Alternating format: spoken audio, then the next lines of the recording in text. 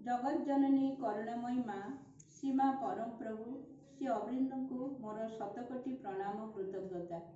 अद्य राजापुर म्युनिसिपालिटी स्थित लिपलोई ठारे परम प्रभु श्री अरविंदर श्रीतनु प्रतिष्ठार 37तम वार्षिक उक्त प्रतिष्ठा दिवस आयोजित होता कार्यक्रम श्रीमा और श्रीवन्नकर कृपा और उपस्थिति कामना करुछि।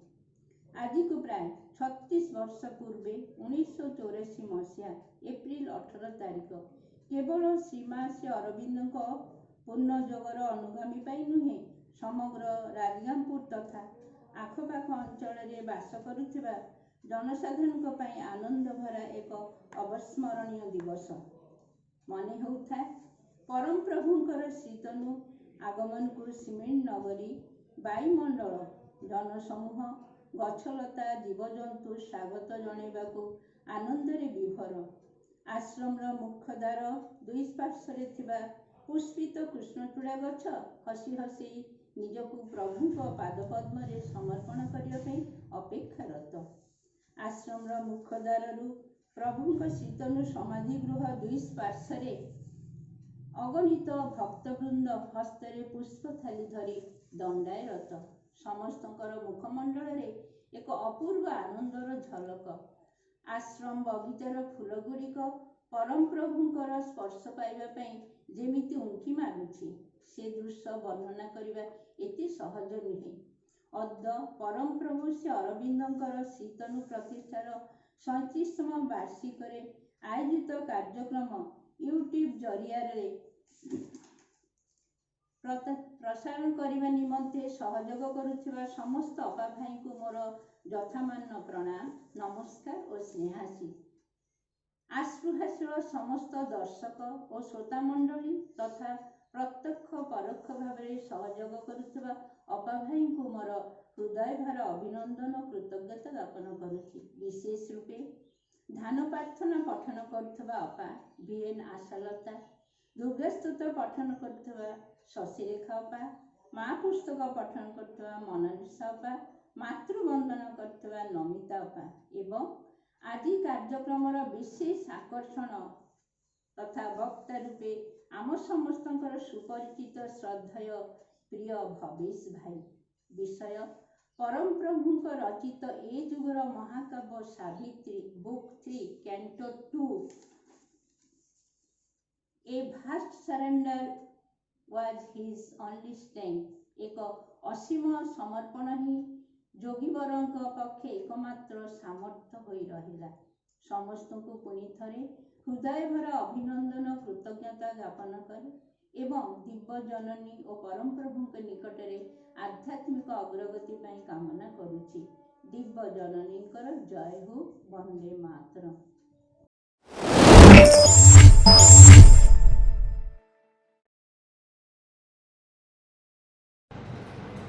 श्रीमा श्री अरविंद ध्यान और प्रार्थना।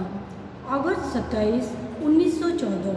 हे भगवान तो पाखरे मोर एही प्रार्थना मु जेपरी तोर दिव्य सामर्थ्ययुक्त अनंत अतल स्पर्शी प्रेम होई पारे। सत्तार सकल क्रिया मध्यरे सकल भूमि रे मु जेपरी एही दिव्य शक्तिशाली अनंत अतल प्रेम रूपे प्रज्वलित होई उठे। सत्तार सकल क्रिया मध्यरे सकल भूमि रे मते एही प्रेमर ज्वलंत अग्निकुंडरे परिणत कर। सेथिरे समग्र पृथ्वीर वातावरण विशुद्ध होई उठू। हे भगवान मु जेपरी अनंत भावे तो प्रेम होई उठे। माँ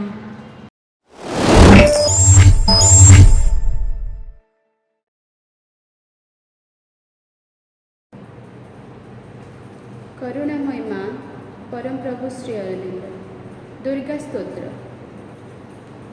मातः दुर्गे सिंहवाहिनी सर्वशक्तिदायिनी मातः शिवप्रिय तोर सत्यंश जात आम्भे माने भारत वर्षर युवकगण तोर मंदिर आसीन प्रार्थना करुछु। शुण मातः एही भारत वर्षे प्रकाश हो। मातः दुर्गे ଯୁଗେ ଯୁଗେ ମାନବ ଶରୀରରେ ଅବତୀର୍ଣ୍ଣ ହୋଇ ଜନ୍ମେ ଜନ୍ମେ ତୋର ହିଁ କାର୍ଯ୍ୟ କରି ତୋ ଆନନ୍ଦ ଧାମରେ ଫେରିଯାଉ। ଏଥର ବି ଜନ୍ମ ହୋଇ ତୋହରି କାର୍ଯ୍ୟରେ ହିଁ ଆମ୍ଭେମାନେ ବ୍ରତୀ। ଶୁଣ ମାତଃ ଏହି ଭାରତବର୍ଷେ ସହାୟ ହୁଅ। ମାତଃ ଦୁର୍ଗେ ସିଂହବାହିନୀ ତ୍ରିଶୂଳଧାରିଣୀ ବର୍ମ ଆବୃତ ସୁନ୍ଦର ଶରୀରେ ମାତଃ ଜୟଦାୟିନୀ। ତୋ ପ୍ରତୀକ୍ଷାରେ ଭାରତ ରହିଅଛି। ତୋର ସେହି ମଙ୍ଗଳମୟ ମୂର୍ତ୍ତି ଦେଖିବାକୁ ଉତ୍ସୁକ।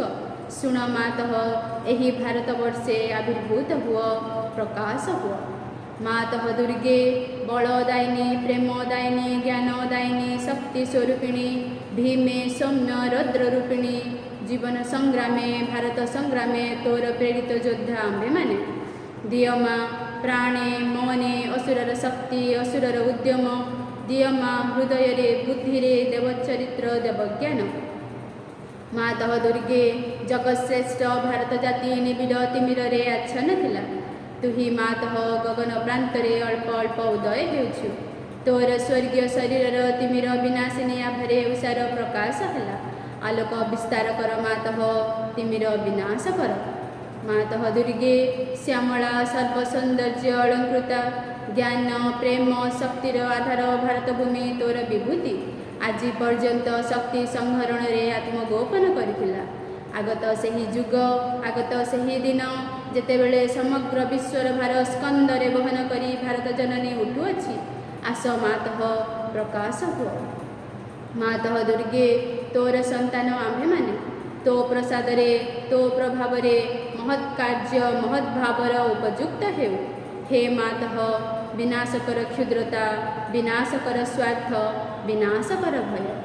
ମାତଃ ଦୁର୍ଗେ କାଳୀ ରୂପିଣୀ ନୃମୁଣ୍ଡ ମାଳିନୀ ଦିଗମ୍ବରେ କୃପାଣ ପାଣି ଦେବୀ ଅସୁର ବିନାଶିନୀ କ୍ରୂର ନିନାଦରେ ଅନ୍ତସ୍ତରୀକୁ ବିନାଶ କର। ଗୋଟିଏ ବି ଯେପରି ଆମ୍ଭମାନଙ୍କ ମଧ୍ୟରେ ଜୀବିତ ରହି ନ ପାରେ। ବିମଳ ନିର୍ମଳ ଯେପରି ହେଉ ଏହି ପ୍ରାର୍ଥନା ମାତଃ ପ୍ରକାଶ ହୁଅ। ମାତଃ ଦୁର୍ଗେ ସ୍ୱାର୍ଥ ଭୟ କ୍ଷୁଦ୍ର ସହାୟତାରେ ମ୍ରିୟମାଣ ଭାରତ ଆମ୍ଭମାନଙ୍କୁ ମହତ୍ କର ମହତ୍ ପ୍ରୟାସୀ କର ଉଦାର ଚେତା କର ସତ୍ୟ ସଂକଳ୍ପ କର ଯେପରି ଆଉ ଅଳ୍ପାସୀ ନିଶ୍ଚେଷ୍ଟ ଅଳସ ଭୟଭୀତ ନ ହେଉ। ମାତଃ ଦୁର୍ଗେ ଯୋଗଶକ୍ତି ବିସ୍ତାର କର। ଆମେ ହିଁ ତୋର ପ୍ରିୟ ଆର୍ଯ୍ୟ ସନ୍ତାନ। ଆମ୍ଭମାନଙ୍କ ମଧ୍ୟରେ ଲୁପ୍ତ ଶିକ୍ଷା ଚରିତ୍ର ମେଧାଶକ୍ତି ଶ୍ରଦ୍ଧା ଭକ୍ତି ତପସ୍ୟା ବ୍ରହ୍ମଚର୍ଯ୍ୟ ସତ୍ୟଜ୍ଞାନ ବିକାଶ କରି ଜଗତରେ ବିତରଣ କର। ମାନବ ସହାୟ ଦୁର୍ଗତି ନାଶିନୀ ଜଗଦମ୍ବେ ପ୍ରକାଶ ହୁଅ। ମାତଃ ଦୁର୍ଗେ ଅନ୍ତସ୍ତରୀକୁ ସଂହାର କରି ବାହାରର ବାଧାବିଘ୍ନ ନିର୍ମୂଳ କର। ବଳଶାଳୀ ପରାକ୍ରମୀ ଉନ୍ନତ ଚେତା ଆର୍ଯ୍ୟ ଜାତି ଭାରତର ପବିତ୍ର କାନନେ ଉର୍ବର କ୍ଷେତ୍ରେ ଗଗନ ସହଚର ପର୍ବତ ତଳେ ପୂତ ସଳିଲା ନଦୀ ତୀରେ ଏକତା ପ୍ରେମ ସତ୍ୟ ଶକ୍ତି ଶିଳ୍ପ ସାହିତ୍ୟ ବିକ୍ରମ ଜ୍ଞାନରେ ଶ୍ରେଷ୍ଠ ହୋଇ ନିବାସ କରୁ। ମାତୃଚରଣରେ ଏହା ହିଁ ପ୍ରାର୍ଥନା ପ୍ରକାଶ ହୁଅ।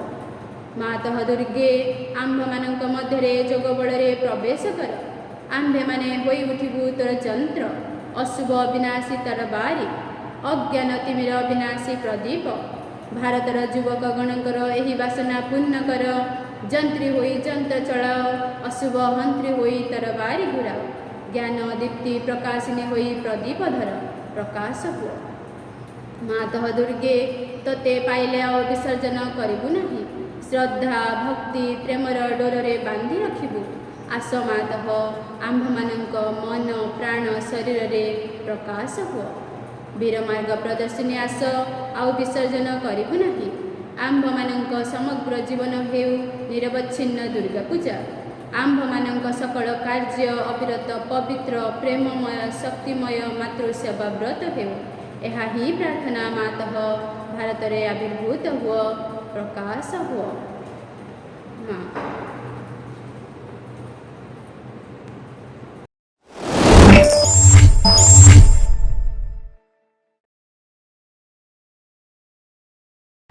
ଶ୍ରୀମଦ୍ ଶ୍ରୀ ଅରବିନ୍ଦ ମା ବହି ତୃତୀୟ ଅଧ୍ୟାୟ।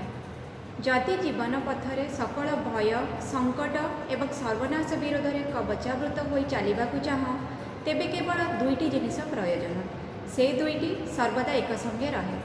ପ୍ରଥମଟି ହେଲା ମା ଭଗବତୀଙ୍କ କରୁଣା ଆଉ ଦ୍ୱିତୀୟଟି ହେଲା ତୁମ ଆଡ଼ୁ ଶ୍ରଦ୍ଧା ନିଷ୍ଠା ସମର୍ପଣରେ ଗଠିତ ତୁମର ଅନ୍ତଃକରଣ। ତୁମର ଶ୍ରଦ୍ଧା ହେବା ଉଚିତ ଶୁଦ୍ଧ ସରଳ ଏବଂ ପୂର୍ଣ୍ଣ। ମନ ଓ ପ୍ରାଣର ଅହମାତ୍ମକ ଶ୍ରଦ୍ଧା, ଯେଉଁ ଶ୍ରଦ୍ଧାକୁ ଉଚ୍ଚାଭିଳାଷ ଗର୍ବ ଆତ୍ମାଭିମାନ ମନର ଦମ୍ଭ ସ୍ୱେଚ୍ଛାଚାରିତା ବ୍ୟକ୍ତିଗତ ଦାବି ନିମ୍ନ ପ୍ରକୃତିର ସକଳ ତୁଚ୍ଛ ତୃପ୍ତିର କାମନା କଳୁଷିତ କରି ରଖିଛି, ସେ ଶ୍ରଦ୍ଧାର ଅନୁନ୍ନତ ଧୂମାଛନ ଶିଖା ସ୍ୱର୍ଲୋକକୁ ଦିଗରେ ଊର୍ଦ୍ଧ୍ୱକୁ ପ୍ରଜ୍ୱଳିତ ହୋଇଉଠେ ନାହିଁ। ମନେ ରଖ, ଭାଗବତ କର୍ମ ଭାଗବତ ଅଭିବ୍ୟକ୍ତିରେ ସାହାଯ୍ୟ ନିମିତ୍ତ ତୁମକୁ ତୁମର ଜୀବନ ଦିଆ ହୋଇଛି। ଆଉ କିଛି ଆକାଂକ୍ଷା କର ନାହିଁ। କେବଳ ଦିବ୍ୟ ଚେତନାର ବିଶୁଦ୍ଧି ଶକ୍ତି ଜ୍ୟୋତି ପ୍ରସାରତା ପ୍ରଶାନ୍ତି ଆନନ୍ଦ ସକାଶେ ଆକାଂକ୍ଷା କର, ଯେପରିକି ସେହି ଚେତନା ତୁମ ମନ ପ୍ରାଣ ଦେହକୁ ରୂପାନ୍ତରିତ ଓ ସର୍ବାଙ୍ଗ ସୁନ୍ଦର କରି ଗଢ଼ିବା ନିମିତ୍ତ ସତତ ସଚେଷ୍ଟ ହୋଇ ଉଠିବ। ଆଉ କିଛି ଚାହଁ ନାହିଁ। କେବଳ ପୃଥିବୀ ଉପରେ ତୁମ ମଧ୍ୟରେ ଯେଉଁମାନେ ଅଧିକାର ପାଇଛନ୍ତି, ଯେଉଁମାନଙ୍କୁ ଗ୍ରହଣ କରାହୋଇଛି, ସେମାନଙ୍କ ମଧ୍ୟରେ ଭାଗବତ ଆଧ୍ୟାତ୍ମିକ ଅତିମାନସ ସତ୍ୟ ଓ ତାହାର ବାସ୍ତବ ସିଦ୍ଧିକୁ ଚାହଁ ଏବଂ ଚାହଁ ସେହି ଅବସ୍ଥା ଓ ବ୍ୟବସ୍ଥା ଯାହାର ଆନୁକୂଲ୍ୟରେ ହେବ ଏହି ସତ୍ୟର ସୃଷ୍ଟି ଏବଂ ସକଳ ବିରୋଧୀ ଶକ୍ତି ଉପରେ ପୂର୍ଣ୍ଣ ବିଜୟ। ତୁମର ଆନ୍ତରିକତା ଓ ତୁମର ସମର୍ପଣ ହେଉ ଯଥାର୍ଥ ଏବଂ ସମ୍ପୂର୍ଣ୍ଣ। ଯେବେ ତୁମକୁ ନିଜକୁ ଦେଇଦେବାକୁ ହୁଏ, ତେବେ ନିଶେଷରେ ଦେଇଦିଅ। କୌଣସି ଦାବି କୌଣସି ସର୍ତ୍ତ କୌଣସି କୁଣ୍ଠିତ ଭାବ ରଖ ନାହିଁ, ଯଦ୍ୱାରା ତୁମର ସକଳ ବସ୍ତୁ ଦିବ୍ୟ ଜନନୀଙ୍କର ହୋଇଯିବ। ଅହଙ୍କାର ପାଇଁ ଅଥବା ଅନ୍ୟ କୌଣସି ଶକ୍ତିକୁ ଦେବା ସକାଶେ ଯେପରି ଆଉ କିଛି ଅବଶିଷ୍ଟ ନଥିବ। ତୁମର ଶ୍ରଦ୍ଧା ତୁମର ଆନ୍ତରିକତା ଓ ସମର୍ପଣ ଯେତେ ପୂର୍ଣ୍ଣତର ହେବ, ମାଙ୍କର କରୁଣା ଓ ଅଭୟ ସେତେ ହିଁ ଘେରି ରହିବ। ଯଦି ମା ଭଗବତୀଙ୍କର କରୁଣା ଓ ଅଭୟ ତୁମ ସଙ୍ଗେ ରହିଛି, ତେବେ ଆଉ ଏପରି କିଛି ଯାହା ତୁମକୁ ସ୍ପର୍ଶ କରିବ ବା ଆଉ କାହାକୁ ତୁମେ ଭୟ କରିବ। ଏହି କୃପାରୁ ଅଳ୍ପ ଟିକିଏ ବି ତୁମକୁ ସକଳ ବାଧା ବିପତ୍ତି ଓ ସଙ୍କଟରୁ ପାର କରିଦେବ। ତାଙ୍କର ପୂର୍ଣ୍ଣ ଉପସ୍ଥିତି ଯଦି ତୁମକୁ ଆବୃତ କରି ରଖେ, ତେବେ ନିରାପଦରେ ତୁମ ପଥରେ ତୁମେ ଚାଲି ଯାଇପାରିବ। କାରଣ ସେ ପଥ ହେଲା ମାଙ୍କର। ଏ ଜଗତରେ ହେଉ ବା ଅଦୃଶ୍ୟ ଜଗତ ସମୂହରେ ହେଉ, କୌଣସି ଶତ୍ରୁଶକ୍ତି ତାହା ଯେତେ ଶକ୍ତିଶାଳୀ ହେଉନା କାହିଁକି ତୁମକୁ ସ୍ପର୍ଶ କରିପାରିବ ନାହିଁ। କୌଣସି ବିଭୀଷିକା ତୁମର ଚିନ୍ତାର କାରଣ ହୋଇପାରିବ ନାହିଁ। ଏହି କରୁଣାର ସ୍ପର୍ଶରେ ସଙ୍କଟ ସୁଯୋଗରେ ବ୍ୟର୍ଥତା ସାର୍ଥକତାରେ ଦୁର୍ବଳତା ଅମୋଘ ସାମର୍ଥ୍ୟରେ ପରିଣତ ହୁଏ। କାରଣ ଦିବ୍ୟଜନନୀଙ୍କର ଅନୁକମ୍ପା ହେଲା ପରମେଶ୍ୱରଙ୍କର ଅନୁମତି। ଏବେ ହେଉ ବା ପରେ ହେଉ ତାହାର ଫଳ ସୁନିଶ୍ଚିତ ପୁନଃନିର୍ଦ୍ଦିଷ୍ଟ ଅବଶ୍ୟମ୍ଭାବୀ ଓ ଅନିର୍ବାଚ୍ୟ।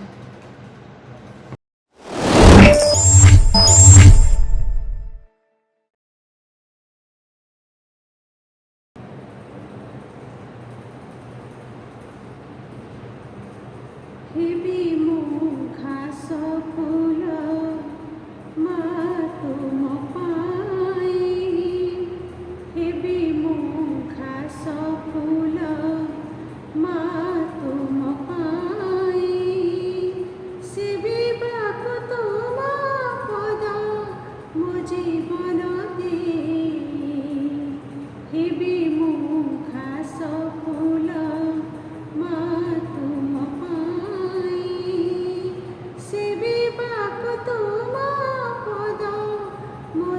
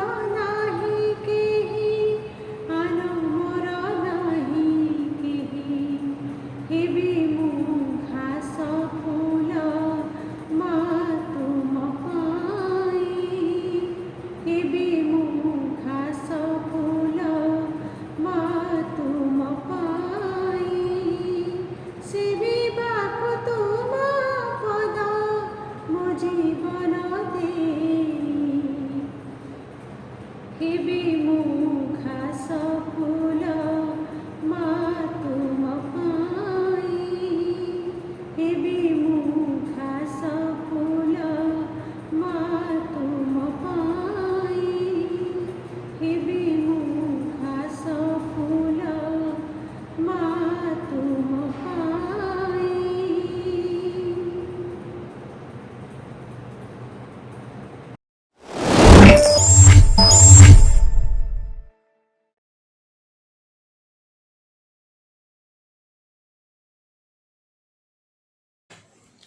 କରୁଣାମୟୀ ମା ପରମ ପ୍ରଭୁ ଶ୍ରୀ ଅରବିନ୍ଦ।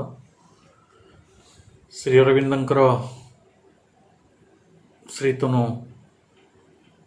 ପ୍ରତିଷ୍ଠା ଏହି ବିଶେଷ ଉତ୍ସବ ଯାହା ରାଜଗାଙ୍ଗପୁର ଠାରେ ପାଳିତ ହେଉଛି, ଏଥିରେ ସମ୍ମିଳିତ ସମସ୍ତ ଅତିଥି ଓ ପଦାଧିକାରୀଗଣ, ନିମନ୍ତ୍ରିତ ଅତିଥି ଅଭ୍ୟାଗତ ଏବଂ ସମସ୍ତ ମାତୃପ୍ରେମୀ ଆଧ୍ୟାତ୍ମ ଅଭିପ୍ସୁ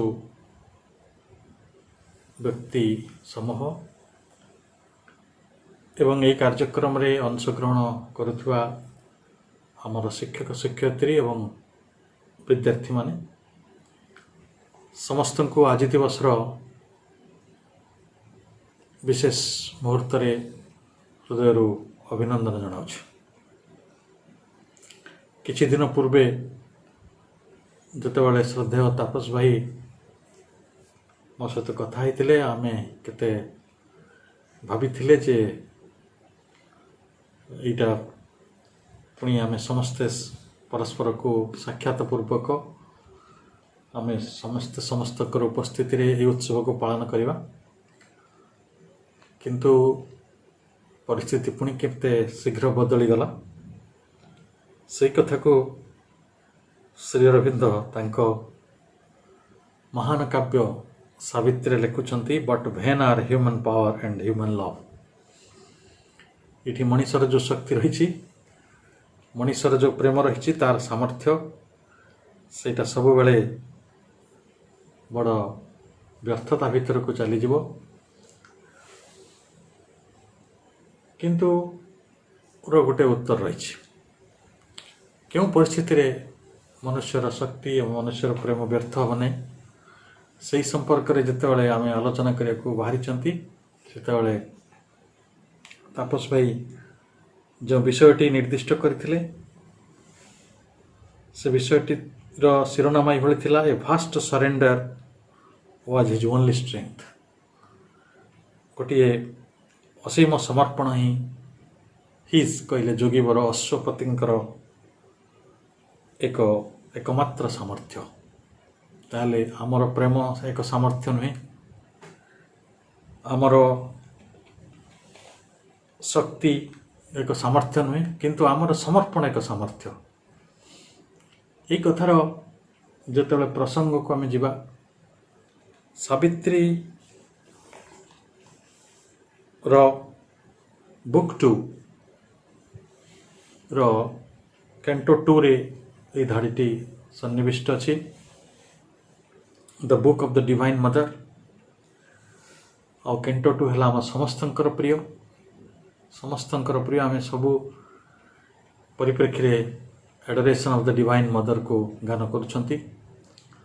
ପ୍ରକୃତରେ ସେଇ ଏଡୋରେସନ୍ଟିକୁ, ସେଇ ଆରାଧନାଟିକୁ, ଦିବ୍ୟ ଜନନୀଙ୍କର ସାକ୍ଷାତଟିକୁ କିଏ ପ୍ରକୃତରେ ଏତେ ଉଲ୍ଲସିତ ହୋଇ ପାଳନ କରିଛନ୍ତି, ଯେ ମାଙ୍କର ମହିମାକୁ ଗାନ କରିଛନ୍ତି, ସେ ହେଉଛନ୍ତି ସାଧକ ଅଶ୍ୱପତି। ଯେତେବେଳେ ସେ ନିସ୍ପନ୍ଦ ନିରୁଦ୍ବିଗ୍ନ ଭାବରେ ମହାଶୂନ୍ୟତାର ନୈଶବ୍ଦ ଭିତରେ ଛିଡ଼ା ହେଲେ, ଧ୍ୟାନର ଏକ ଉଚ୍ଚତମ ଶିଖରକୁ ପ୍ରାପ୍ତ ହେଲେ, ଅତିମାନସର ଏକ ସ୍ପର୍ଶ ତାଙ୍କ ଆତ୍ମାକୁ କବଳିତ କଲା, ସେତେବେଳେ ସେ ଜଣେ ରହସ୍ୟମୟୀ ଦେବୀଙ୍କର ଉପସ୍ଥିତିକୁ ଅନୁଭବ କରୁଛନ୍ତି ଆଉ ତାଙ୍କୁ ସାକ୍ଷାତ କରୁଛନ୍ତି। ଏବଂ ସେହି ସାକ୍ଷାତ ହିଁ ପ୍ରକୃତରେ ମନୁଷ୍ୟର सकल समस्यार एवं ये जगतर सकल दुख एवं जंत्रणार अवसान पाई गोटे विराट आशा को राजा अश्वपति भितर संचार करथिला एवं सी जेतेबेले मांकर साक्षात पाइले से परमा जननींकर साक्षात पाइले तांकरी पाखरे समर्पित हो जावा पई प्रकृति रे चाहिथिले एवं से कहीं तांका पाखरे समर्पित हो जावा पई समर्पणर यही महान पथटी को बाछि नेले तार प्रसंग संपर्क में आम आज आलोचनाटी को गति करवा। से कहते जितेबले से निज सत्तार से गोटे नग्न तट उपर गोटे चमत्कार सब धाड़ी naked as beings naked as निज सत्तार गोटे नग्न सीमारे बा तट उपरे जितेबले से छेड़ा हेले and all the passion and seeking of his soul faced their extinction in some featureless past. सेतेबेले तांकर जो कामना आउ तांकर जो अन्वेषा तांक आत्मार ये सब किछि जेपरि गोटे एक्सटिंक्शन को आसी माने गोटे निर्वापन भीतर को आसी जाइछि लिभि जाउछि कामनार अग्नि लिभि जाउछि अन्वेषार अग्नि लिभि जाइछि से एक महान शब्दर गोटे बड़ तटदेश छिड़ा होती the presence is innate for suddenly due close सेतिकी बेले एक परम ईप्सित परमंकर सानिध्य तांको लाभ होछि एवं यह एक अप्रत्याशित अलौकिक उपलब्धि एवं श्री अरविंदर जीवन रे मध्य से कथार रिपिटेशन है। श्री अरविंद जितेबले गोटे ग्नोस्टिक माइंड रोटे सीमार गोटे तटदेश छिड़ा होती चतुर्दिकरे चारिकड़े परम शांति परम विश्रांति एवं एक गभीर नीरवता घेरी रही ठीक से भली अवस्था गोटे विस्मयकर विश्वातीत मर्मस्थल एक अद्भुत ज्योतिर्मय दिव्यतनर आविर्भाव होछि ये थिला अति अकल्पनीय घटना कि जने भावी नथिला जे सात दरिया पार ही गोटे महान शक्ति तांको निकट को चली आसुछि एवं जहा थिला एक मधुर एक रहस्यमय सारांश एवं से शक्तिमयी शाश्वत देवींकर उपस्थिति तांको जीवन को एक महान आनंद भीतर को एक गभीर भरोसा भीतर को नहीं जाउछि जे अतिमानस को सी धारण करिवे एवं से शक्ति बल तार प्रभाव बल जगतर जेते दुख अच्छी जेते जंत्रणा अच्छी तार अवसान घटाइबे तेणु से कथा को से लिखुचंती सावित्री से adoration of the divine mother someone came infinite and absolute कि जड़े प्रज्ञामयी शक्तिमयी आनंदमयी असीमा अदिति आसिले ए बीइंग ऑफ विजडम से सत्ताटी किपरि जे जो इनफाइनाइट और एब्सोल्यूट जो असीमा जो अद्वितीय आसिले तांकर वर्णना करा जाउछि से वर्णना कौन ना being of wisdom power and delight से होचंती शक्ति आनंद और प्रज्ञार सत्ता तेणु प्रज्ञा तांको भितरे अछि शक्ति तांको भितरे अछि एवं आनंद तांको भितरे अछि even as a mother draws her child to her arms जेभली अपना शिशु को माँ तार बाहु जुगल तोली निए took to her breast nature and world and soul से माँ समग्र प्रकृति को यही जगतटी को आ जिते आत्मा अच्छा ये समस्त को बाहुरे वक्ष को से आउजाई नेले तोली नेले अर्थात आश्रय देले तो आमे अतीतर से अश्वपतिंकर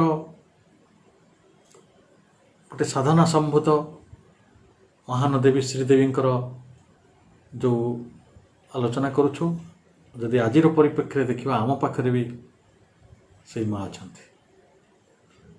एति कथा अश्वपति साधनार से शीर्ष में पहुँची थे माँ को जापारी पाखे समर्पण संभव होता सहज होता से तो कही ना a vast surrender was his only strength किंतु आम जेहेतु माँ को जापारूनु तेणु आम आम समर्पणटी संपूर्ण हो पारनी आम भरोसाटी आम आस्थाटी आम निष्ठाटी केमिति गोटे अधापंतरी हो जाउछि कारण राजा अश्वपति जो दृष्टि जो उच्चतार माँ को देखी तो आमको से दृष्टि से उच्चतार माँ को अनुभव करा पड़े आम पाखे जे माँ अच्छा से श्रीमा जहाँ कथा आम कहूँ 1914 मसीह फेब्रुआरी 22 तारिख रे जिते श्री पंडिचेरी आसी नथिले सेतेबेले गोटे प्रार्थना से लिखुंट दिवारात्रि अनेक समय मोर मन होउथिला जे मु बा मोर चेतना संपूर्ण रूपे मो हृदय रे केंद्रीभूत होइछि जहा ओ देहर एक अंग नुहे एपरिकी एक अनुभव मात्र नुहे किंतु ताहा दिव्य परम प्रेम निर्व्यक्तिक शाश्वत यही दिव्य प्रेम हो जाइथिबारु मु अनुभव करुछि जे स्वयं समग्र पृथ्वी रे प्रत्येक वस्तुर हृदकेन्द्र रे वास करुछि एवं सेही संगे संगे मोर मने हुए जेपरि मोर विशाल अनंत बाहु प्रसारित हो चली एवं सकल जीवन को कोड़े नहीं एकत्र करी मोर विश्व ठारू विशालतर वक्षरे असीम स्नेह चापी रखी देखु जड़े 1914 मसीह एक लिखुच एवं से जो पृथ्वी चिंता करिसेंती जो जगतर चिंता करिसेंती जो आत्मा मान कथा चिंता करिसेंती तार केते वर्ष परे एवं अश्वपति भली गोटे चरित्र को नहीं अनेक वर्ष तलू ये कथाटी घटी बोली श्री अरविंद सूक्ष्म दृष्टि रे कहउचंती even as a mother draws her child to her arms took to her breast nature and world and soul माँ जो भली कहले जे समग्र प्रकृति को से तांकर विशाल वक्षरे स्नेह रे चापी धरी सबु प्रकृति को से अपनार कर नहीं बाहुरे एवं सबु आत्मा गुड़ी को से बुकुरे मध्य साइति तेणु आमे जो माँ सानिध्य पाउछु आमे जो माँ को जानिछु श्री अरविंद आमको जो माँ सहित आमको परिचित कर परिचित करिवार कष्टटी पूरण करिसेंती एवं तांकर अश्वपति राजांक भली तांकरी तपस्या भितर जो माँ आज आम पाखरे उपस्थित अच्छा से माँ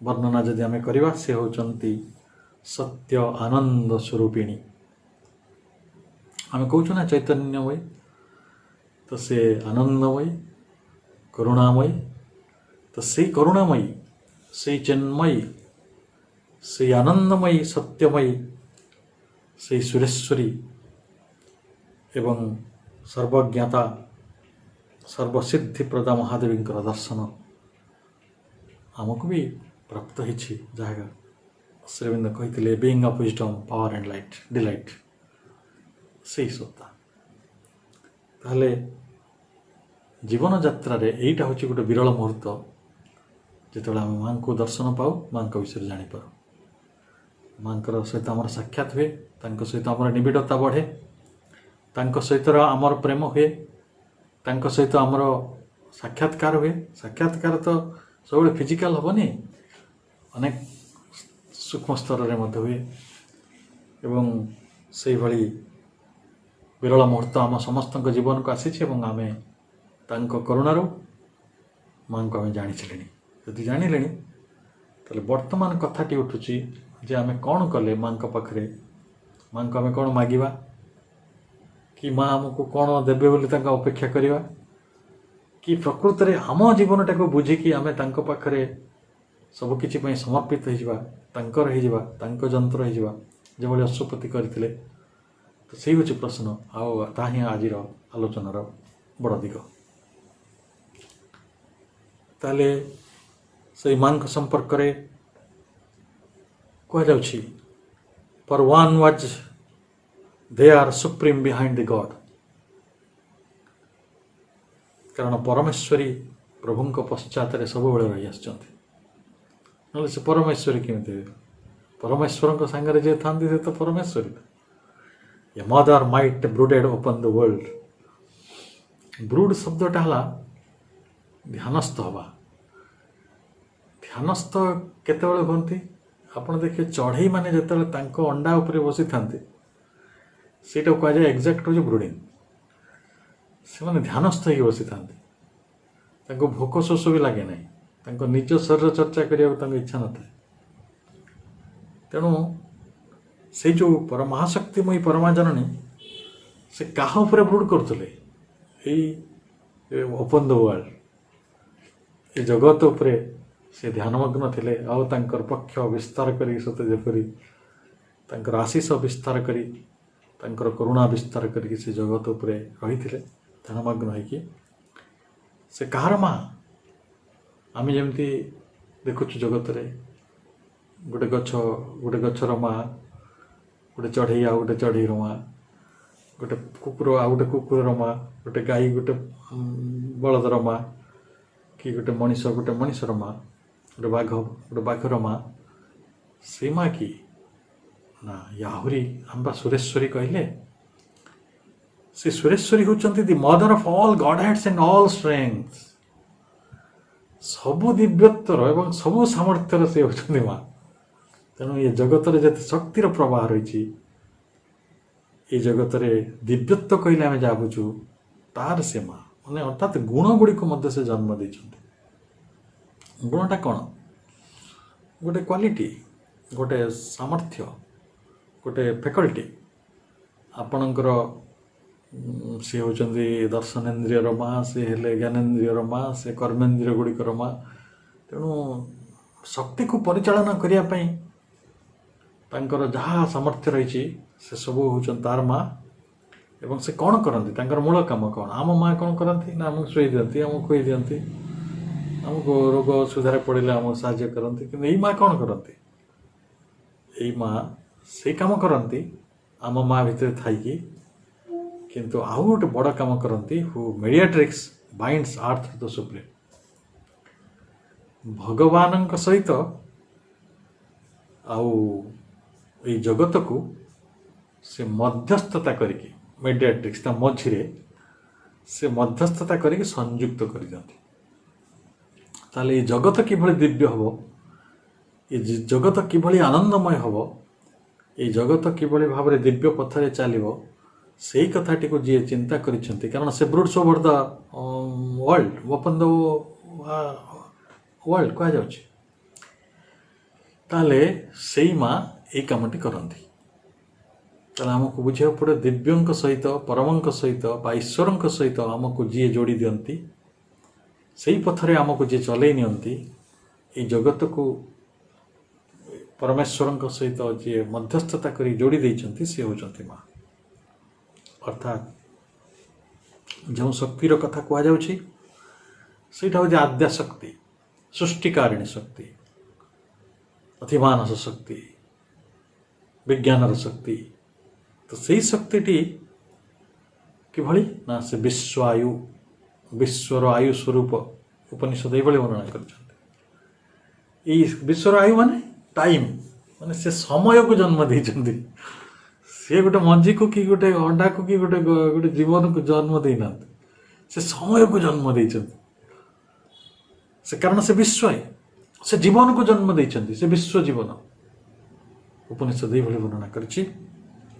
ଆଉ ସେ ହେଉଛନ୍ତି ସୃଷ୍ଟିକାରିଣୀ ମହାଶକ୍ତି। ଏବଂ ସେ ଯେହେତୁ ବିଶ୍ୱକୁ ଧାରଣ କରିଛନ୍ତି, ସେ ହେଉଛନ୍ତି ବିଶ୍ୱଧୟା। ତେଣୁ ସେ ବିଶ୍ୱଆୟୁ, ସେ ବିଶ୍ୱକର୍ମା, ସେ ବିଶ୍ୱଧାୟା, ଆଉ ସେ ହେଲେ କ'ଣ ମାନେ ବିଶ୍ୱ ଜୀବନ, ବିଶ୍ୱସ୍ୱରୂପା। ताले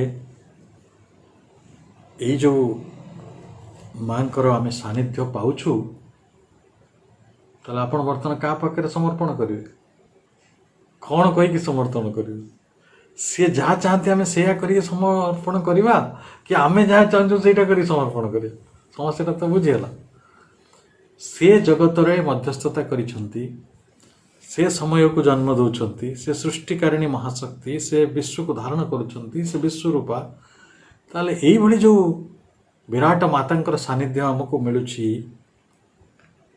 ताले आमे आम हृदय भितरे एई महाव्योमर महाशून्यता को जे जन्म देइछंती ताकू जे परिचालना करुछंती ज्योतिष्क मंडल को ताले आमे कौन सेठी कामना करिबा आउ आमर जो अध्यात्मर शुद्धता रही आमे से अध्यात्मर शुद्धता नहीं कि आमर जदि दिव्य प्रेम सहित केवे संपर्क हेलानी तार जो प्रेम रे आमे जदि निजको प्रवाहित कर नौछु ताहले ए दुनियार जते अज्ञानता रही जिते दुख कष्ट रही जिते अहंगबोध रही से सब किसी निर्वापित हो जमीती अश्वपति राजा अश्वपति राजा कौन होता कहली जे and all the passion and seeking of his soul face rather extinction in some featureless vast तेणु रूपहीन भूमा भितर तांकर क्षुद्र जीवन प्रहेलिका गुड़िक कुआड़े चली जाइथिला ताले केड़े चमत्कार भाव श्रीरविंद कहते से सत्यमयी चैतन्यमयी आनंदमयी मांकर स्पर्शरे तांकर अमृतमयी स्मित हास्यरे जंत्रणा सब लोप पाई जाए जीवन से होचंती एकमात्र श्रेय से होचंती एकमात्र ध्येय से होचंती गति से होचंती शरण से होचंती स्रोत से होचंती निवास ताले आमे वर्तमान कहतु आमे समर्पणटा केमिति करिबा जदि से शरण यदि से स्रोत से होचंती निवास श्रीबंद कहते once seen his heart acknowledge only her थरे देखीदेले तांको हृदय केवल तांको ही स्वीकार कला तेणु थरटे देखला परे तांको हृदय केवल तांको ही स्वीकार कला आउ किछि स्वीकार करि पारलानी कारण से सेतिकी विस्मयकर सेतिकी रहस्यमयी सेतिकी ध्यानमग्ना आउ सेतिकी सुंदर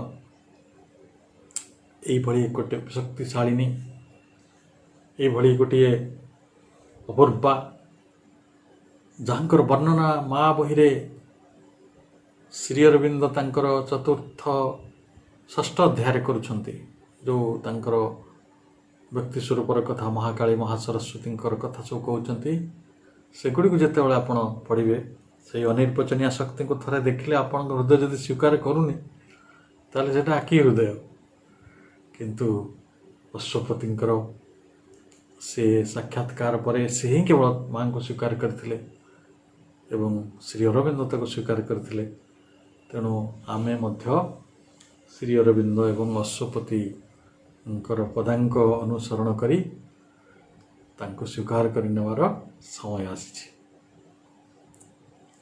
आउ कौन हुए जो आम तांको देखू सबु शोष निर्वापित हो जाए सबु भोक निर्वापित हो जाए सबु कामना निर्वापित हो जाए किंतु गोटे हंगर गोटे क्षुधा रहे कौन से क्षुधा only hunger of infinite bliss was left असीम आनंदर क्षुधा केवल रही जाए आहरी आनंद आहरी आनंद आहरी आनंद भूमा विश्वव्यापिनी आनंद तापरे ऑल एम्स इन हार वेर लॉस्ट तांको भितरे आमर समस्त लक्ष्य गुड़िक हजि जाए आउ कौन हुए जदि आम लक्ष्य को हजि देवा माँ तो कही लक्ष्य को नहीं बचीबू ना देन फाउंड इन हार पुणी सब लक्ष्य टाक आम तांकरी भितर पाइबा अर्थात तांको नहीं बचीबा से ही गति से भी हे निर्देशिका से ही हे पथ प्रदर्शक एवं पुणी श्रीबिंदु लिखुंट मु यार माने पूर्वापर जमी आम सरलार्थ करते ये जोटा आम पढ़ुचे a vast surrender was his only strength.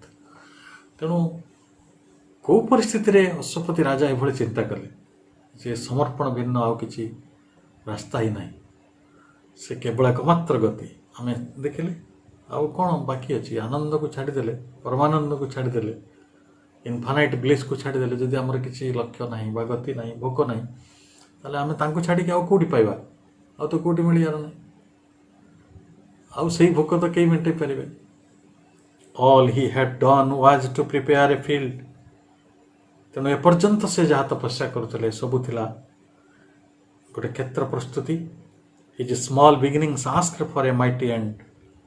तेणु से छोट करी जो आरंभटी करते योग जीवनटी तपस्यार जीवनटी सेटा तांको गोटे शक्तिशाली गोटे कौन परिणाम रे पहुँचे देइथिला महापरिणाम रे से महापरिणाम हला मांकर दर्शन मांकर आविर्भाव। For all that he had been must now renew self. जितेबले ये गोटे महापरिणाम से लाभ कले माँ को प्राप्त कले दिव्य जननी साक्षात है तो सेतेबले कौन हम आपण को बर्तमान सबकि पुनर्गठित हम न्यू सेप ने सबकि बदली जीव नवरूप नवाक पड़ो। For for all that he had been must now new shape in him her joy to एम्बडी to एनसराइन। तेणु तांकर मांकर आनंद को आमे जगह दवापाई ताकू तार आमे श्राइन हवा एनश्राइन तांको ही तांकरी आनंदटा को आम मध्य धारण करने आम निजक प्रस्तुत करिया एटा हला नवरूप। तेणु माँ ही आमर लक्ष्य है कहीं लक्ष्य है ना तांकरी आनंद को धारण करने आम बर्तमान आम तनुटा को बा शरीर टाक धारण करुँ आप रिसेप करेंगे केते चमत्कार कथा। हार beauty and greatness in his house of life. ये शरीरटा कौन तांकर प्राणर मंदिर हाउस ऑफ लाइफ से कौन साइथे ना हार ब्यूटी एंड हार ग्रेटनेस तांकरी सौंदर्य आउ तांकरी गारिमा तांकरी महानता तांकरी श्रेष्ठत्व तांकरी विभूति सब साइथे। तेणु ये जगत में जिते लोक साइती तो किए करुणा साइती किए सत्य साइती किए दया साइती किए क्षमा साइती किए प्रेम साइती सब गुड़ा कौन मांगर गुण ना तार ब्यूटी तांको ब्यूटी ना her beauty her greatness in his house of life. But now his being was too wide for self. आज किंतु आमे धारण करि पारुना कहीं ना जगह नहीं आम सेल्फटा एत छोट आ सी इनफाइनाइट आम हेल्ले फाइनाइट। तेणु आम सेल्फटा को भास्ट करिया पड़े से ये भास्ट सरेंडर कथा अश्वपति कहते श्रीबिंदु जरिया कारण आम जो सरेंडर करवा सीटा भास्ट न हो पारे कारण आम कौन पाई कर आम सुख को साइथियापी हते करूँ किंतु यहाँ माँ सुख माँ सौंदर्य माँ श्रेष्ठत्व ताको ही एनश्राइन करने ही आदर करने ताको भी जगह देवाई तारी मंदिर हाँपाई आम निजक बर्तमान चेष्टा करवा। His hearts demand had grown immeasurable. तेणु तांकर जो हृदय कार अश्वपतिंकर हृदय अंतरसत्ता बहुत इमेजरेबल अपरिणाम माने कौन अपरिसीम भाव में बढ़ीगला जहाँ मापी हेनी अमाप भाव में बढ़ला। His single freedom could not satisfy her light her bliss he asked for earth and man. तेणु तांको हृदयर जो दाबी थिला जे तांकर एकमात्र मुक्ति तांकर तांको her his single freedom could not satisfy तांकर व्यक्तिगत मुक्ति तांको संतुष्ट करि पारला नहीं कारण से वर्तमान समग्र पृथ्वी पाई सबु मनीष पाई मांकर आलोक और मांकर आशीर्वाद को भिक्षा कले।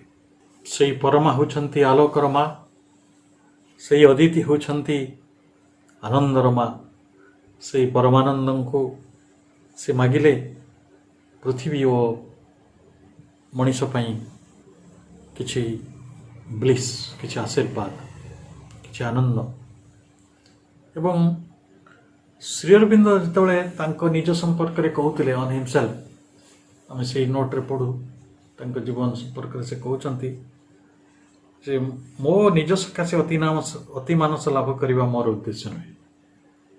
ଏକ୍ଜାକ୍ଟଲି ସେ କଥା ଲେଖା ଯେ his single freedom could not satisfy. ତ ନିଜ ପାଇଁ ତ ଅତି ମାନସ ତାଙ୍କୁ ମିଳିସାରିଥିଲା ବା ଆଣିପାରିଥିଲେ।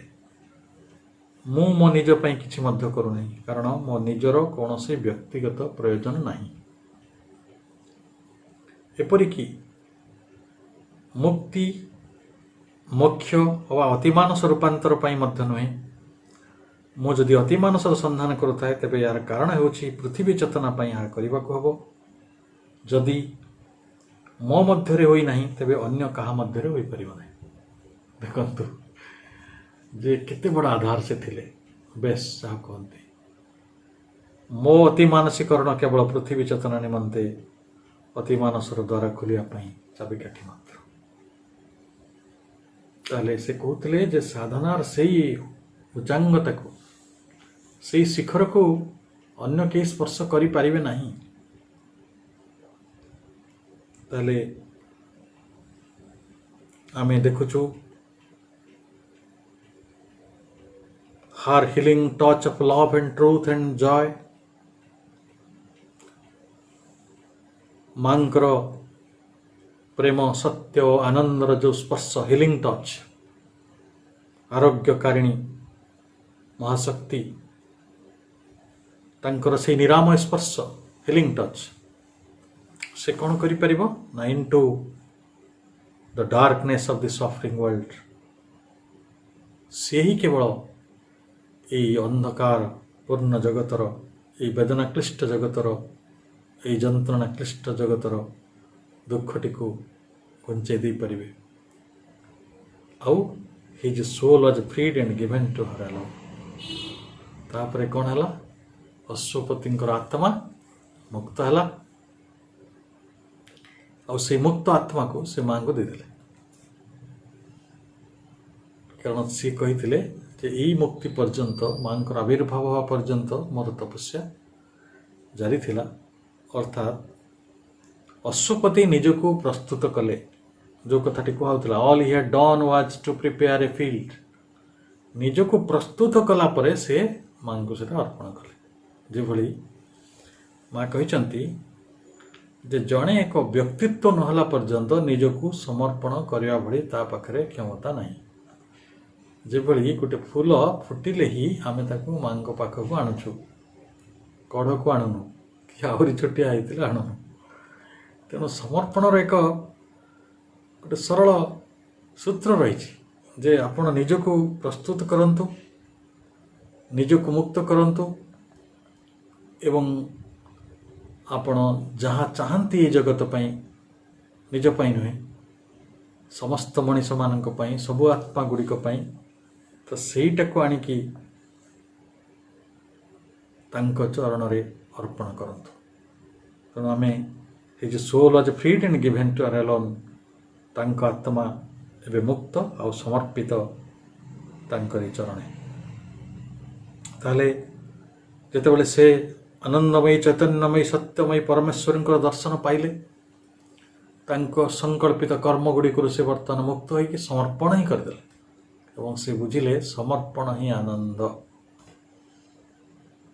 ଆପଣ ଦେଖିବେ, ଆପଣ ଗୋଟେ ବହୁତ ବଡ଼ ସମସ୍ୟାରେ ଥିବେ, ଆପଣ ନିଜ ଯେ ଲୌକିକ ମା ଯାହାଙ୍କ ପାଖରୁ ଆପଣ ଜନ୍ମ ହେଇଛନ୍ତି ତାଙ୍କୁ ବି କହିଦିଅନ୍ତୁ, ଦେଖିବେ ଆପଣଙ୍କର ବହୁ ଜିନିଷ ହାଲୁକା ହେଇଯିବ। ଆପଣ ଯାହାକୁ ଭଲ ପାଉଛନ୍ତି ତାଙ୍କୁ ବି କହିଦିଅନ୍ତୁ, ଆପଣଙ୍କର ବହୁତ ଜିନିଷ ହାଲୁକା ହେଇଯାଉଛି। ସେଇଟା ହିଁ ସମର୍ପଣ। ତେଣୁ ମାଙ୍କ ପାଖରେ ଆମେ ସବୁ କିଛି ଚାହିଁପାରିବା, କିନ୍ତୁ ବର୍ତ୍ତମାନ ପ୍ରଶ୍ନ ଉଠୁଛି ଆମେ କ'ଣ ଚାହିଁବା? ତାହେଲେ ବର୍ତ୍ତମାନ ଭଗବତୀ ମା ତାଙ୍କର ଆଲୋକ, ଆନନ୍ଦ ସବୁ ପୃଥିବୀ ଓ ମନୁଷ୍ୟ ସକାଶେ ଯାଚନା କରୁଛନ୍ତି, ମାଗିଛନ୍ତି ସେ ମନୁଷ୍ୟମାନଙ୍କ ପାଇଁ। କାରଣ ସେ ହେଉଛନ୍ତି ସେଇ ମହାଶକ୍ତି ଯେ ଏଇଟାକୁ ଆଣିପାରିବେ ମଣିଷ ପାଇଁ। ତାହେଲେ ମଣିଷ କ'ଣ କରିବ? ମଣିଷ ଯେଉଁ ଚେଷ୍ଟା ବି କରିଛି, ମଣିଷ ବି ତ କିଛି ଚେଷ୍ଟା କରୁଛି, ତା ନିଜ ଜୀବନରେ ଆନନ୍ଦ ଆଣିବା ପାଇଁ ଆମେ କରୁନୁ। ଆମ ଜୀବନରେ ଦୁଃଖ ଘୁଞ୍ଚିଯାଉ ବୋଲି ଆମେ କେତେ ଚେଷ୍ଟା କରିନୁ, କିନ୍ତୁ ସେ ଯେଉଁ ଗୋଟେ ଆମର ଚେଷ୍ଟାଟିକୁ ମୁଁ ଏକାଥରେ ମାନେ ଅସ୍ୱୀକାର କରୁନାହିଁ, କିନ୍ତୁ ସେଟା ଡେନିସ୍ ଦି ମେନାସ୍ ଭଳିଆ ହେଇଯାଏ। ଆମେ ଯେତିକି ସଫା କରୁ ଆଉ ବେଶୀ ବି ମଇଳା କରିଦେଉ, ବୁଝିଲ ନା। ଗୋଦଡ଼ା କୋଡ଼େ ଯେତେ ମାଡ଼େ ସେତେ। ଆମର ଏଫର୍ଟ ଗୁଡ଼ିକ ଯଦି ଆପଣଙ୍କ ଏଫର୍ଟ ଭିତରେ ମାଙ୍କର କରୁଣାର ସ୍ପର୍ଶ ହେଉନାହିଁ, ସେଗୁଡ଼ା ସବୁ ବ୍ୟର୍ଥ ଯିବ। ସେ କଥାଟାକୁ ଶ୍ରୀମନ୍ଦ ଲେଖିଲେ, but when are human power and human love. ତାହେଲେ ସେ ତ ପୁଣି ସେ ଭେନ୍ଟା କ'ଣ ପାଇଁ ନା, to break our seal of ignore. ବାକି ଜିନିଷ ହେଇଯାଇପାରେ, ଆପଣ ନିଜ ପାଇଁ ଗୋଟେ ଘର ତିଆରି କରିଦେଇପାରନ୍ତି, ନିଜେ ଗୋଟେ ଭଲ ଗାଡ଼ି ଚଢ଼ିପାରନ୍ତି, ଭଲ ଚାକିରି କରନ୍ତି, ସେଇଟା ତ ଉଦ୍ଦେଶ୍ୟ ନୁହେଁ ନା। ଉଦ୍ଦେଶ୍ୟ ହେଉଛି ଆପଣ ଇଗ୍ନୋରେନ୍ସ ଭିତରୁ ଆଉ ଡେଥ୍ ଭିତରୁ ମୁକୁଳିଯିବା। ମାଙ୍କର କାମ ତାହା ହିଁ ଥିଲା। ତାହେଲେ to break earth's seal of ignorance and death, ଏଇଟା ଭାଙ୍ଗିବା ପାଇଁ ମଣିଷର ଯେଉଁ ଚେଷ୍ଟାଟି ସେଇଟା ବ୍ୟର୍ଥ ଯିବ। His natures might seemed now an infant's grasp। ଯେତେବେଳେ ସେ ମାଙ୍କୁ ଦେଖିଲେ ତାଙ୍କ ଭିତରେ ଗୋଟେ ଶିଶୁତ୍ୱ ଜାଗ୍ରତ ହେଲା। ଶିଶୁ କ'ଣ କରେ କହିଲେ? ମାଙ୍କୁ ଜାବୁଡ଼ିକି ଧରେ। ସମର୍ପଣ ତ ସେଇଆ। ରାମକୃଷ୍ଣ ପରମହଂସ କହୁଥିଲେ, ତମେ ସମର୍ପଣଟାକୁ ଦୁଇ ପ୍ରକାର କରିପାରିବ। ମାଙ୍କଡ଼ ଭଳିଆ କରିପାରିବ, ଗୋଟେ ବିରାଡ଼ି ଭଳିଆ କରିପାରିବ। ମାଙ୍କଡ଼ର ମାକୁ ମାଙ୍କଡ଼ କ'ଣ କରେ? ମାଙ୍କଡ଼ ଛୁଆ ତାକୁ ଜାବୁଡ଼ି ଧରିଥାଏ, ଛାଡ଼େନି ଟିକେ। ସେ ମାଙ୍କଡ଼ ଗଛରେ ଡିଆଁ ମାରେ, ସେ ତା ସାଙ୍ଗରେ ଡିଆଁ। ଆଉ ଯଦି ଆପଣ ବିରାଡ଼ି ଛୁଆ ହେବେ, ତାହେଲେ ବିରାଡ଼ିର ମା କ'ଣ କରେ? ବିରାଡ଼ି କାମୁଡ଼ିକି ଧରିକି ସେ ତାର ଡିଆଁ ଡିଆଁ କରେ। କିନ୍ତୁ ଏଇ ଦୁଇଟା ହିଁ ସର୍ତ୍ତ। ତେଣୁ ଆପଣ ଏମିତି ବର୍ତ୍ତମାନ ଜାବୁଡ଼ି ଧରନ୍ତୁ ଯେ ଇନଫାଣ୍ଟସ୍ ଗ୍ରାସ୍ପ, ଗୋଟେ ଛୋଟ ଛୁଆ ଯେଭଳି ତା ମାଆକୁ ଜାବୁଡ଼ି ଧରେ, ଆପଣ ମାଆଙ୍କୁ ସେଇଭଳି ଏବେ ଧରନ୍ତୁ। ଆଉ କିଛି ଉପାୟ ନାହିଁ। ମା ଆମର ସମସ୍ତ ଶକ୍ତି, ଆମର ସମସ୍ତ ଆୟୁଧ, ଆମର ସମସ୍ତ ଚେଷ୍ଟା, ଏଇଟା ମାନେ ଆମ ଅଜ୍ଞାନତା ଆଉ ଆମ ମୃତ୍ୟୁକୁ ଦୂରେଇ ଦେଇପାରିବ ନାହିଁ। ଏଇ ଜଗତରେ ଯେଉଁ ପ୍ରକାର ସମସ୍ୟା ରହିଛି ତାକୁ ବର୍ଣ୍ଣନା କରିହେବନି। ସବୁଦିନ ଏମିତି ପ୍ରତିଦିନ ଆମେ ଦେଖୁଛୁ ଏ ଜଗତରେ ମଣିଷ ପାଖରେ କି ଅଜ୍ଞାନତା ରହିଛି। ଆମେ ଟିକିଏ ଆଗରେ ଲୋକଙ୍କର ଧାର୍ମିକ ଉନ୍ମାଦନା କଥା ଆଲୋଚନା କରୁଥିଲେ। ଏଇ ଧର୍ମ ନାଁରେ ଲୋକେ କେତେ ହଣାହଣି ହେଉଛନ୍ତି, କେତେ ଯୁଦ୍ଧ ହେଲେଣି, କେତେ ଲୋକ ରାଜନୀତି କରୁଛନ୍ତି, କେତେ ପ୍ରକାର ସାମାଜିକ ବିଘଟନ ପଛରେ ଏଇସବୁ ଧର୍ମ ଉନ୍ମାଦ ବ୍ୟବସ୍ଥା ରହିଛି। ଏ ଅଜ୍ଞାନତା ନୁହେଁ। ତାହେଲେ ଯଦି ଆପଣ ମାଆଙ୍କୁ ସେଭଳି ଜାବୁଡ଼ି ଧରିବେ, ଇନଫାଣ୍ଟସ୍ ଗ୍ରାସ୍ପ, ସେମିତି ଛୋଟ ଛୁଆ ଜାବୁଡ଼ି ଧରିଥାଏ ମାଆକୁ, ସେ କିଛି ବୁଝିନଥାଏ। ସେ ଖାଲି ଏତେ ବୁଝିଥାଏ, ମା ହିଁ ସତ୍ୟ। Heaven is too tight, too high. Heaven is too high for outstretched hands to seize। କାରଣ ଆମେ ସ୍ୱର୍ଗ ପାଖରେ ପହଞ୍ଚି ପାରିବାନି। ସ୍ୱର୍ଗଟା ଆମ ପାଇଁ ବହୁତ ଅପହଞ୍ଚ, ଆମ ହାତ ଏତେ ଦୂରକୁ ପାଇବନି। ତାହେଲେ ସେ ସ୍ୱର୍ଗଟା କିଏ ଆମ ପାଇଁ ଆଣିଦେବେ? ମାଙ୍କ ପାଖରେ କାହିଁକି ସମର୍ପିତ ହେବା? ନା, ଯଦି ଆମେ ଅମରତ୍ୱ ଚାହୁଁଛୁ, ଯଦି ଆମେ ଜ୍ଞାନ ଚାହୁଁଛୁ, ଦିବ୍ୟ ଆଲୋକ ଚାହୁଁଛୁ, ଆମ ଜୀବନରେ ଦିବ୍ୟ ଜୀବନ ଚାହୁଁଛୁ, ତାହେଲେ ସେଇ ସ୍ୱର୍ଗୀୟ ଜୀବନଟି, ସେଇ ସ୍ୱର୍ଗଟି କେବଳ ମା ଆଣିକି ଦେବେ। ଆମ ହାତ ଏତେ ଦୂର ପାଇବ ନାହିଁ। Heaven is too high for outstretched hands to seize। ତାକୁ ଧରିବା ପାଇଁ, ଯେଉଁ ସ୍ୱର୍ଗକୁ ଧରିବାର ଯଦି ଆମେ ଚେଷ୍ଟା କରୁ, ସେଇଟା ଆମର ଏକ ଅପଚେଷ୍ଟା ହେବ। This light comes not by struggle or by thought। ଆମେ ଯଦି ସଂଘର୍ଷ କରୁ ଆଉ ଆମେ ଯଦି କେବଳ ଚିନ୍ତା କରୁ, ସେଇ ଦିବ୍ୟ ଜ୍ୟୋତିଟି ଆସେ ନାହିଁ, ଆସିବ ନାହିଁ। ଆମେ ସବୁ ଜୀବନରେ ସଂଘର୍ଷ କରି ବହୁତ ଜିନିଷ ପାଇଛେ ନା। ଆମ ଜୀବନରେ ଆମେ ସଂଘର୍ଷ କରି କେତେ ଜିନିଷ ପାଇଛେ, କିନ୍ତୁ ଏଇଟା ଯାହା, ଏଇ ଯେଉଁ ପରମ ଜ୍ୟୋତି, ସେଇଟା ଆସିବ ନାହିଁ ଆମେ ସଂଘର୍ଷ, ଆମ କର୍ମ ଫଳରେ ବା ଆମର ଯେଉଁ ଚିନ୍ତା ଫଳରେ। ତାହେଲେ ଆମେ କ'ଣ କରିବା? In the mind's silence, the transcendent acts। ସେଇ ପରମ ବିଶ୍ୱାତୀତ ଏକ ଗଭୀର ନିରସ୍ତବ୍ଧତା ଭିତରେ ମନର ନିସ୍ତବ୍ଧତା ଭିତରେ କ୍ରିୟା କରନ୍ତି। ଯେତେବେଳେ ମନର ନିସ୍ତବ୍ଧତା ଆମ ପାଖକୁ ଆସେ ଆମେ ସେତେବେଳେ ସମର୍ପଣର ଗୋଟେ ଭଲ ଅବସ୍ଥାକୁ ଚାଲିଯାଉ। ତାହା ହିଁ ହେଲା ଗୋଟେ ସାଧକ ପାଇଁ ଏକ ବାଞ୍ଛିତ ଅବସ୍ଥା, ଯେଉଁ ଅବସ୍ଥାରେ ତାର ମନର ନୀରବତା ଥାଏ, ଅଥଚ ସେଇ ମନର ନୀରବତାରେ ସେ ବିଶ୍ୱାତୀତଙ୍କର, ସେଇ ବିଶ୍ୱାତୀତା ପରମ ଜନନୀଙ୍କର ଶରଣକୁ ଯାଏ, ତାଙ୍କୁ ସମର୍ପଣ କରେ ଆଉ ତାଙ୍କୁ ସ୍ୱୀକାର କରେ।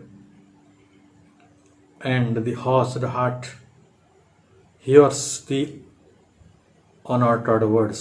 ସେଇ ନୀରବତା ଭିତରେ,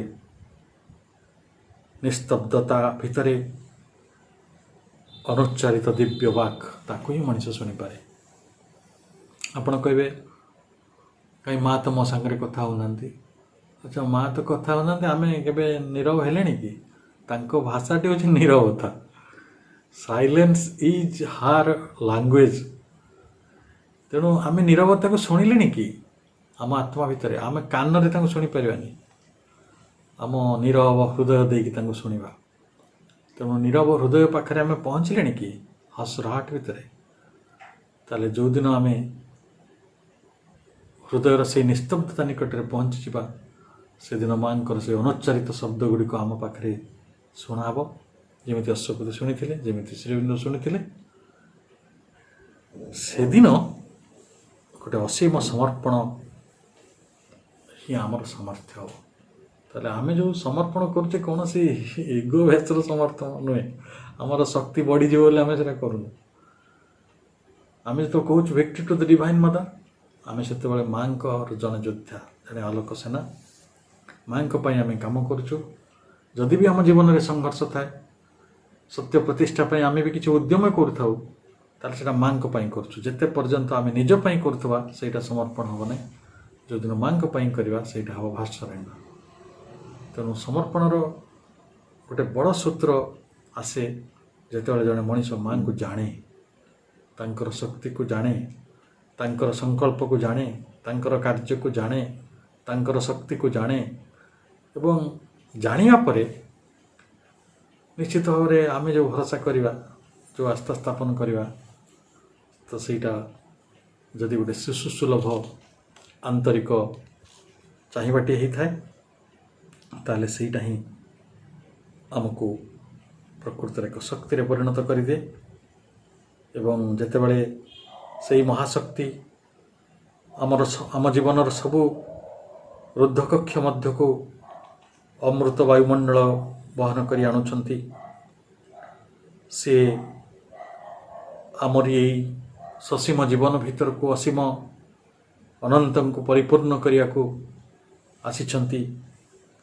ଯେତେବେଳେ ସେ ଆମର ଭିତରର ସକଳ ପ୍ରତିକୂଳ ବସ୍ତୁକୁ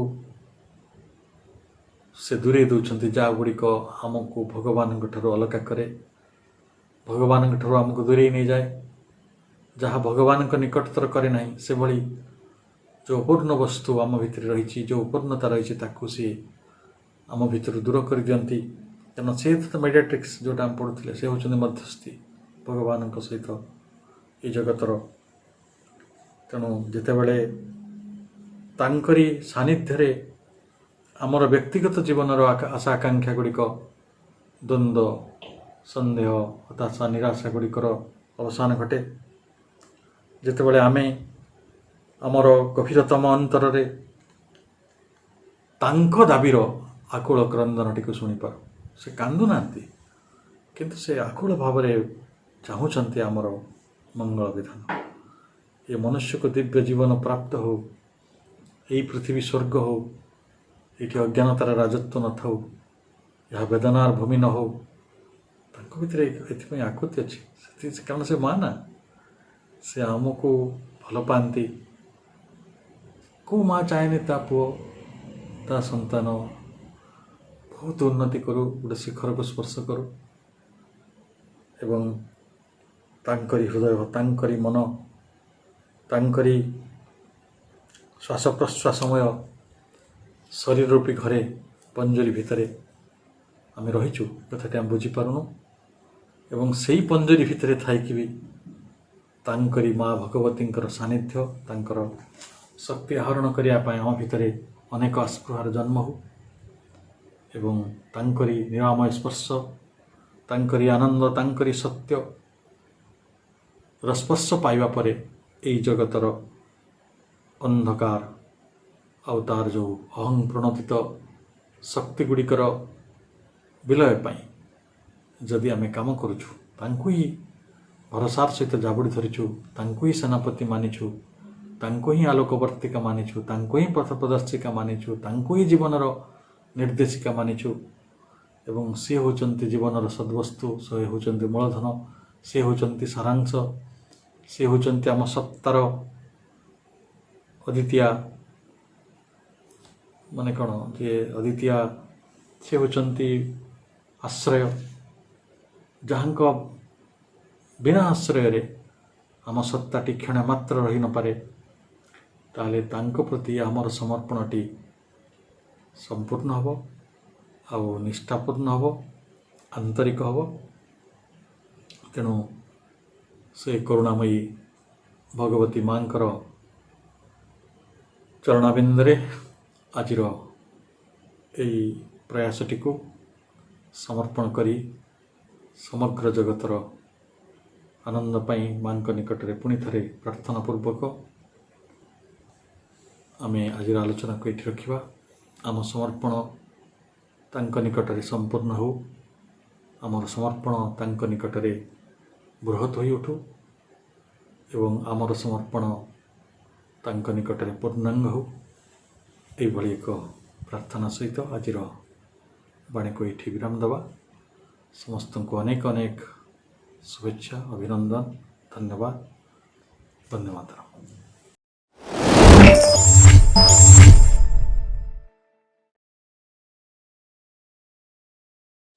करुणामयी माँ परम प्रभु श्री अरविंद आजिर एही पवित्र दिनटीर एही शुभ मुहूर्त ऑनलाइन जरिया योगदान करिथिबा समस्त मातृप्रेमी मातृचरण आश्रित अपा भाई मानकु मोर सादर प्रणाम, शुभ संध्या, वंदे मातरम। आज आम समस्ते राजगांगपुर श्री अरविंद पाठचक्र परिसर रे स्थापित ए जुगर दधीची परम योगी श्री अरविंदर पवित्र देहांश स्थापनर 37तम वार्षिक उत्सव पालन करुछे। बहुत गुड़े परिकल्पना एवं सांप्रतिक परिस्थिति को आखिरे रखी शेष निष्पत्ति निगला जे ऑनलाइन माध्यम रे एही पाठचक्रटी पालित हेबो। आम समस्त को शक्ति, धैर्य एवं ज्ञान प्रदान करी निजर यंत्र रूपे व्यवहार करी आमर जीवन को सार्थक करिथिबारु दिव्य जननी श्रीमा एवं परम प्रभु श्री अरविंदଙ୍କ पाखरे मोर अशेष प्रणति एवं कृतज्ञता। विभिन्न समय रे विभिन्न प्रकार विभिन्न परिकल्पना नहीं आम भवेश भाई को बहुत समय व्यस्त करूँ, तथापि से साहस्य बदन रे सबुतक सह्य करी नहीं निजर बहुमूल्य समय किसी काढ़ी आमको बहुमूल्य उपादेय दिव्य बाणी सब आम सांगरे आलोचना कले एवं आम समस्त को योग मार्ग रे अग्रसर हेबारे साहाय्य कले। एथिपाई भवेश भाई पाखरे राजगांगपुर श्री अरविंद पाठचक्र तरफ अशेष कृतज्ञता ज्ञापन करुछि। मो निज तरफ विशेष कृतज्ञता ज्ञापन करुछि कारण यही सब व्यस्तता मो द्वारा ही होता, तथापि भाई सबु समय साहाय्य करने आगे आसिले। धन्यवाद भाई। माँकर यही कार्यटी रंजीत भाई, रसराज भाई एवं विभु भाई को साहाय्य व्यक्तिर के परिसमाप्ति हो पारि न था। माँकर यही 3 दिव्य संतान को मोर अशेष धन्यवाद एवं कृतज्ञता। श्रद्धेय बेला अपा, श्रद्धेय राम भाई आमको विभिन्न समय मार्गदर्शन करी यही कार्यक्रमटीर परिचालना पाई सबुबेले मार्गदर्शन करुथिले, सेथिपाई तांको पाखरे अशेष कृतज्ञता। आजिर कार्यक्रम रे विभिन्न बही पठन करी साहाय्य करिथिबा आशालता अपा, शशि अपा ଏବଂ ମୋନାଲିସା ବାପାଙ୍କୁ ମୋର ଅନ୍ତରରୁ କୃତଜ୍ଞତା। ନିଜର ସୁଲଳିତ କଣ୍ଠ ଦ୍ୱାରା ଆମ ସମସ୍ତଙ୍କ ମଧ୍ୟରେ ଭକ୍ତି ଏବଂ ସମର୍ପଣର ଭାବ ଉଦ୍ରେକ କରିପାରୁଥିବା ନମିତା ବାପାଙ୍କୁ ଅଶେଷ କୃତଜ୍ଞତା। ଆଜିର ଏହି କାର୍ଯ୍ୟକ୍ରମଟି ଏକ ବିଶେଷ ପରିସ୍ଥିତିରେ ଆମେ ପାଳନ କରିପାରୁଛେ। ଏଇଥିପାଇଁ ପରିଶେଷରେ ଦିବ୍ୟଜନନୀଙ୍କ ପାଖରେ ମୁଁ ଆଉ ଥରେ କୃତଜ୍ଞତା ଜ୍ଞାପନ କରିବି।